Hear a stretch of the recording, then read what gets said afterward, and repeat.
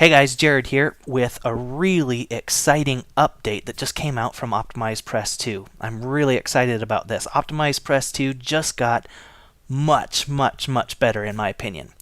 The biggest complaint I'm hearing from people with Optimize Press has to do with how cumbersome it is, that they have to click in and out of elements so much to configure things and get things positioned just how they want to. If they create a row and then they want to create a similar row after that, they've got to just go back in and do the exact same thing over and over again. Well, with the latest update of Optimize Press 2.0, there are three major changes that I wanted to just quick flag up in this video. The first one that I'm really excited about is that we can now clone specific elements.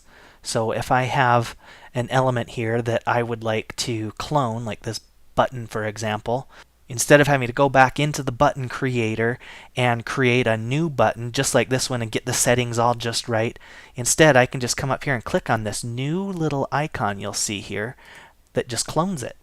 And then I can move it to where I want. Now, moving it to where I want brings us to the second thing I wanted to show you, because obviously I don't necessarily need two buttons right next to each other like this. Well, the second change is I can now drag elements from one row to another. Remember, before that wasn't possible. So I can move this button to wherever I want it on the page now.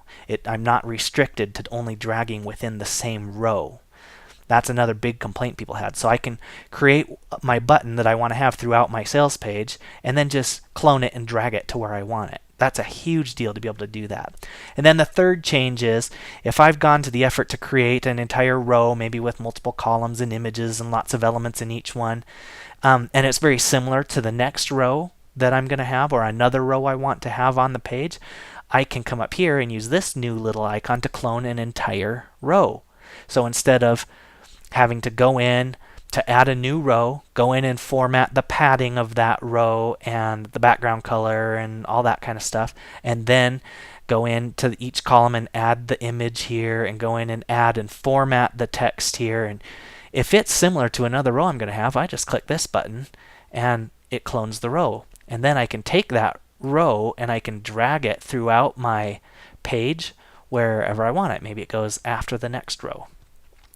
So I can just set it right there and move it around wherever I want. Does that make sense? Do you understand why I'm so excited about those three changes? Those three updates make Optimize Press 2.0 much better in my opinion.